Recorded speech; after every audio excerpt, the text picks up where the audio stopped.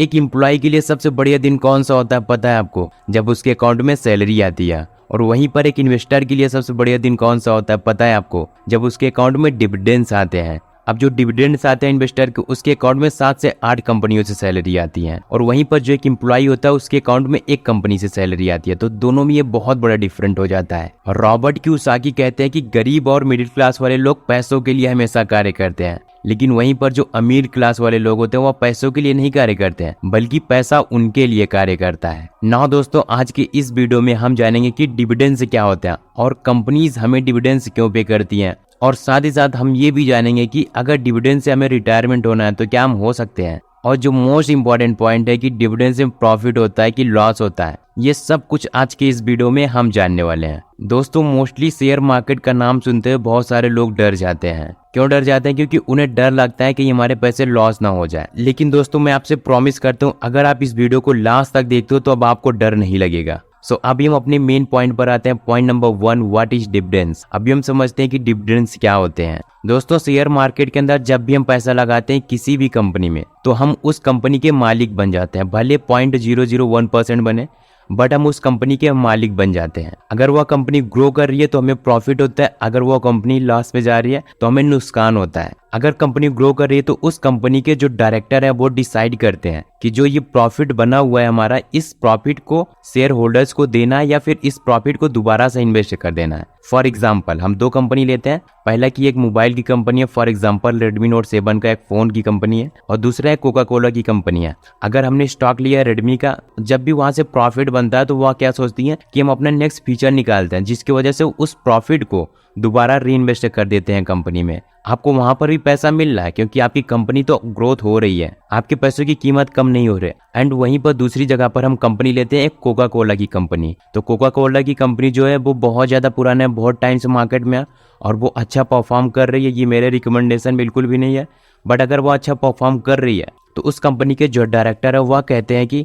इस कंपनी के जितने भी शेयर होल्डर्स हैं उन सबको प्रॉफिट दे दिया जाए। अगर वह प्रॉफिट आपको मिल रहा है तो उसे हम डिविडेंड कहते हैं। जब भी कोई भी कंपनी ग्रो कर रही है एंड वहां से हमको प्रॉफिट मिलता है तो उसे हम डिविडेंड बोलते हैं। एंड अगर हमें प्रॉफिट नहीं मिला, कंपनी दोबारा उस पैसे को इन्वेस्ट कर दे रही है, तो भी पैसे हमारे ग्रो हो रहे हैं। सो ये होता है डिविडेंड्स। आप समझ गए होंगे। देखो, अगर कंपनी बड़ी स्टेबल है और वो मैच्योर भी है, दिन वो कंपनी हमें डिविडेंड्स पे करती है। इवन बहुत सारे बिजनेसेस मॉडल भी है जो कि बहुत ज्यादा स्टेबल है, जिनका प्रॉफिट कंटिन्यू हो रहा है, कंटिन्यूअसली उसकी कंपनी की ग्रोथ हो रही है। पास्ट में भी हुई है, प्रेजेंट में भी हो रही है। ऐसी कंपनीज जो कंटिन्यू ग्रो हो रही है और मार्केट कैप उनका 10,000 करोड़ का है और लास्ट 5 ईयर से 15% का प्रॉफिट भी मिल रहा है उनको, फिर ऐसे कंपनीज का डिविडेंड हमें ले लेना चाहिए। एंड जब भी डिविडेंड लेने की बात आती है तो उस डिविडेंड को हमें सोच समझ करके लेना चाहिए। एक मोस्ट इंपॉर्टेंट बात कि कंपनी की परफॉर्मेंस आप जरूर चेक कर लेना। एंड जो बड़ी कंपनीज होती हैं अक्सर उनका डिविडेंड पहले से ही मार्केट में आ जाता है, तो उसको भी आप गूगल पर रिसर्च कर सकते हो। नाउ दोस्तों, आई होप कि आप समझ गए होंगे कि डिविडेंड्स क्या होती है एंड ये कंपनी हमें डिविडेंड्स क्यों पे करती हैं। देखो, स्टॉक मार्केट में पैसा कमाने के लिए 2 तरीके होते हैं। पहला कि आप स्टॉक मार्केट में जब भी इंटर करते हो, आप शेयर को बाई करते हो या फिर सेल करते हो, खरीदते हो बेचते हो मार्केट के अकॉर्डिंग। एंड दूसरा मेथड ये होता है कि आप उस शेयर को होल्ड करके रख लो। होल्ड करने का मतलब ये होता है ना तो आप शेयर को बेचो ना तो आप शेयर को खरीदो, आप अपने जो भी शेयर को खरीदे हो उसको होल्ड करके रख लो। एंड फिर क्या होता है, फिर आपको प्रॉफिट मिलता रहता है। इसके बहुत बड़े बड़े एग्जाम्पल है, जैसे कि मुकेश अंबानी जी किए थे। क्या आपको पता है मुकेश अंबानी जी को 2019 में रिलायंस से 15 करोड़ की सैलरी मिली थी और इनका घर जो अंटीला में इतना विशाल घर बना हुआ है उसमें लाइट बिल मात्र 9 करोड़ का था। तो ये कैसे पॉसिबल हो सकता है इतनी कम सैलरी में इतनी लग्जरी लाइफ जीना, कि उन्हें 15 करोड़ की सैलरी मिली और वो 9 करोड़ की लाइट में बिल पे कर रहे हैं। तो इसका आंसर बहुत ही सिंपल है कि मुकेश अंबानी ने 2019 में 293 करोड़ शेयर को होल्ड करके रखे थे। बाद में इनकी शेयर की प्राइस 19,000 करोड़ का हुआ था। तो ये होता है अमीर लोगों का सीक्रेट। इवन वॉरेन बफेट की बात करें तो उनके पास जितने भी शेयर है आज के टाइम पर वो सारे शेयर को अपने होल्ड करके रखे हैं। वॉरेन बफेट कहते हैं कि हमारे पास जितनी भी कंपनीज के शेयर है मैक्सिमम शेयर को हमने होल्ड करके रखा। ऐसी कंपनीज जो अच्छा परफॉर्म नहीं कर रही थी ऐसे कंपनीज के शेयर को हमने सेल कर दिया, बाकी जितने भी शेयर्स हैं उन सारे शेयर को हमने होल्ड करके रखा हुआ है। तो ये बहुत सारे बिलियनियर्स हैं जो कि इस मेथड को अप्लाई करते हैं। एक कंपनी थी जहां पर 25 लोग वर्क कर रहे थे। उस कंपनी के अंदर कंपटीशन रखा गया था, सबसे ज्यादा कौन प्रॉफिट जनरेट कर पाता है शेयर मार्केट के अंदर। तो आधे घंटे का टाइम मिला था, सारे लोग कभी शेयर सेल कर रहे थे, कोई बेच रहा था, कोई जियो का शेयर ले रहा था, कोई टाटा का शेयर ले रहा था, कोई जो मार्केट में अच्छा परफॉर्म कर रही थी उसका शेयर ले रहा था। बहुत सारे लोग बहुत सारी एक्टिविटीज कर रहे थे। बाद में जब रिजल्ट आया तो सबसे ज्यादा उसी को प्रॉफिट हुआ था जिसने अपने शेयर को होल्ड करके रखा था, तो उसका सबसे अच्छा प्रॉफिट मार्जिन मिला। तो ये होता है शेयर होल्ड करने के प्रॉफिट्स। नाउ दोस्तों, अब हम यहाँ पर थर्ड क्वेश्चन लेते हैं कि can be retire early with dividends income. क्या हम अपने डिविडेंड्स इनकम से रिटायर हो सकते हैं? देखो गाइस, जब भी रिटायरमेंट की बात आती है तो इंडिया में बहुत कम लोग ही होते हैं जो रिटायरमेंट्स की प्लानिंग करते हैं।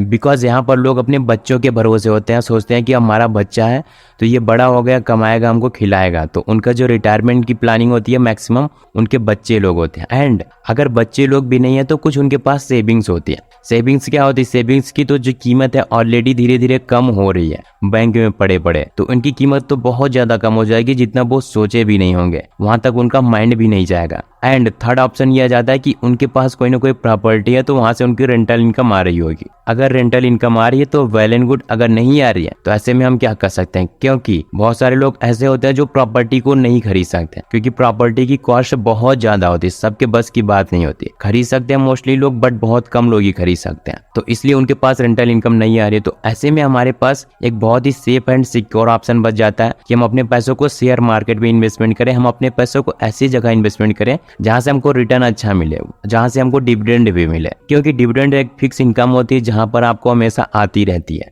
सो चलो अब हम बात कर लेते हैं एफडी की और डिविडेंड की। अगर हम बात करते हैं एफडी की, तो आपने 1000 रुपया इन्वेस्टमेंट किया एफडी में एंड आपको 7% इंटरेस्ट रेट मिल रहा है, तो अगले 1 सालों में आपका 70 रुपये इंटरेस्ट रेट मिलेगा। इसी प्रकार से आपका 70 रुपया ही बचेगा। लेकिन उसी जगह पर अगर आपने डिविडेंड में इन्वेस्टमेंट किया है तो 1000 रुपया अगर आपने स्टॉक मार्केट में इन्वेस्टमेंट किया तो कंपनी आपको 2% के अकॉर्डिंग अगर डिविडेंड पे करती है, तो 1 साल में आपके पास 20 रुपया हो जाता है। और अगर इसी को 10 साल बाद देखा जाए और 15% की रेट के हिसाब से आप ग्रो कर रहे हो तो आपके पास 4000 रुपया हो जाता है। और कंपनी का जो डिविडेंड होता है जो 2% के अकॉर्डिंग मिल रहा था वह 81 रुपया बन जाता है। और इसी चीज को अगर हम 20 साल बाद देखते हैं, जो स्टॉक मार्केट का अमाउंट है वो 15% के हिसाब से अगर ग्रो कर रहा है तो आपके पास 16,000 रुपया हो जाता है। और जो डिविडेंड का अमाउंट है वो 300 रुपया हो जाता है। सोचो कहाँ एफडी में 70 रुपया और यहाँ कहाँ 300 रुपया, बहुत बड़ा डिफरेंट हो जाता है अगर आप किसी बड़े नंबर को लेते हो तो ये जो छोटे छोटे डिविडेंड्स हमें मिलते हैं ना, तो ये बहुत बड़े नंबर्स बन जाते हैं। स्टार्टिंग में हमें नहीं लगता ये 70 रुपया, 100 रुपया, 200, 300 रुपया,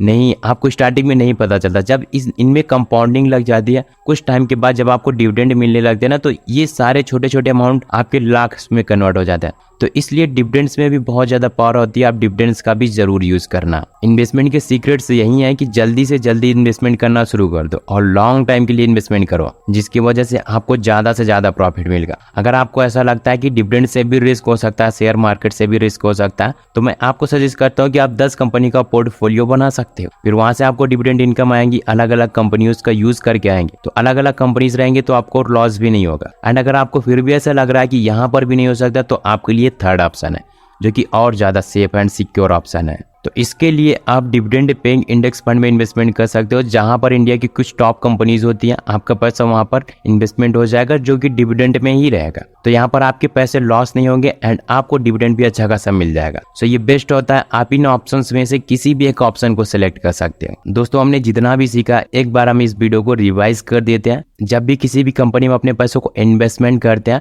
तो आपको सबसे पहले सोच समझ करके रिसर्च करके इन्वेस्टमेंट करना चाहिए। ऐसी कंपनीज जो ग्रो कर रही हैं एंड जिनका शेयर प्राइस हमेशा हमेशा के लिए बढ़ रहा हो। फिर उसके बाद डिपेंड करता है जो उस कंपनी का प्रॉफिट हुआ वो अपने शेयर होल्डर को देगी। अगर वो कंपनी शेयर होल्डर को दे रही है तो उसे हम डिविडेंड बोलते हैं। एंड अगर वो नहीं दे रही है फिर भी आपको यहाँ पे घबराने की जरूरत नहीं है, क्योंकि आपके पैसे इनडायरेक्टली कंपनी में ही लग रहे हैं। बशर्ते आपको इतना करना है कि जब भी आप इन्वेस्टमेंट कर रहे हो तो सोच समझ के अच्छे से इन्वेस्टमेंट करना। बाकी अगर आपको रिस्की लगता है तो आप कंपनीज का पोर्टफोलियो बना सकते हो, वो भी नहीं हो रहा है आपसे तो डिविडेंड पेइंग इंडेक्स फंड में इन्वेस्टमेंट कर सकते हो, जो कि बेस्ट एंड सेफ सिक्योर है। दोस्तों, जो डिविडेंड होते हैं वो हमें रेगुलर इनकम भी देती है। जो डिविडेंड आपको 20 से 30 रुपए लग रहा है ना, ये कंपनीज जब ग्रो करती हैं तो इनके जो डिविडेंड्स होते हैं वो लाखों में दिखते हैं। तो इसलिए अगर आपको कम लग रहा है कि अभी कम अमाउंट डिविडेंड पे हमें दिख रहा है ना, तो नहीं, आने वाले टाइम पे उसके बहुत ज्यादा कीमत होने वाली जब कंपनी ग्रो करती है। सो दोस्तों ये थी ओवरऑल वीडियोस। आई होप कि आप इस वीडियो में जरूर कुछ ना कुछ नया सीखे होंगे। अगर आपने इस वीडियो में कुछ सीखा तो वीडियो को एक लाइक कर देना, एंड इस चैनल पर अगर आप नए हो तो इस चैनल को प्लीज सब्सक्राइब कर देना, ताकि आने वाली इंपॉर्टेंट वीडियो की नोटिफिकेशन आपको मिलती रहे।